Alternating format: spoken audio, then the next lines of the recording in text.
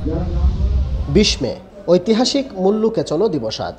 1921 সালের এই দিনে ব্রিটিশদের অত্যাচার থেকে বাঁচতে জন্মস্থানের উদ্দেশ্যে রওনা হন সিলেটের প্রায় 30,000 চা শ্রমিক।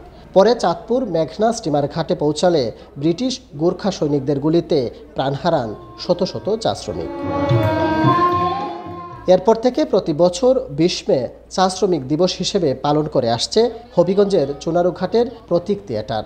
সোমবার দেওয়ান্দি বাগানের শহীদ বেদিতে শ্রদ্ধাঞ্জলি অর্পণ, চা শ্রমিক সমাবেশ ও প্রতিবাদ সঙ্গীত পরিবেশনের মধ্য দিয়ে দিবসটি পালন করেন শ্রমিকরা।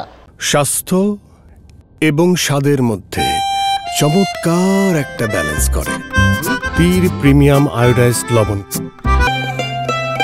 এ সময় মজুরি বৃদ্ধি, ভূমি অধিকার ও চা শ্রমিক দিবসের সরকারি স্বীকৃতির দাবি জানান তারা।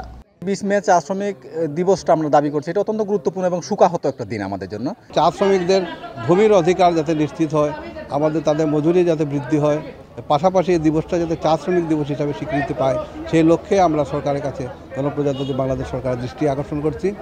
সাপ্তাহিক পেমেন্টগুলোও আমরা ঠিকমতো পাচ্ছি না। প্রতিটা বাগানের ঘর বাড়ির অবস্থা অনেক জর্জরিত অবস্থা।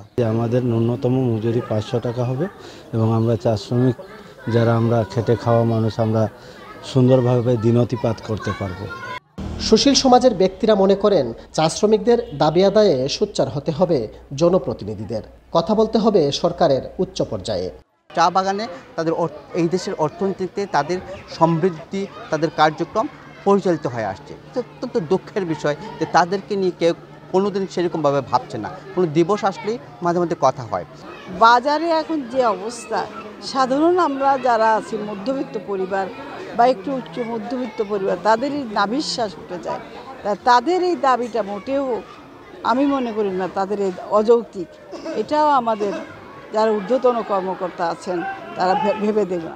স্বাধীনতা পূর্ববর্তী সময়ে বাংলাদেশে চায়ের উৎপাদন ছিল 31.38 মিলিয়ন কেজি, যা বর্তমানে অর্থাৎ 2023 সালে 102.92 মিলিয়ন কেজিতে পৌঁছেছে। দেশের মোট জিডিপিতে এই খাতের অবদান 0.81%, যার গুরুত্বপূর্ণ অবদান রেখেছেন চা শ্রমিকরা। 1854 সালে দেশে প্রথম পরীক্ষামূলকভাবে সিলেটের মালনিচরা বাগানে চা চাষ শুরু করে ইস্ট ইন্ডিয়া কোম্পানি। সে সময় বৃহত্তর সিলেটে চা বাগান তৈরির জন্য গাছ নাড়ালে টাকা পড়বে প্রলোভন দিয়ে ভারতের আসাম, উড়িষ্যা, বিহার, উত্তরপ্রদেশ সহ বিভিন্ন এলাকা থেকে শ্রমিকদের নিয়ে আসা হয়। বিশাল টিলা ও জঙ্গল পরিষ্কার করে চা বাগান করতে গিয়ে হিংস্র পশুর হামলায় মারা যান অনেক শ্রমিক। কাজল সরকার, এখন হবিগঞ্জ।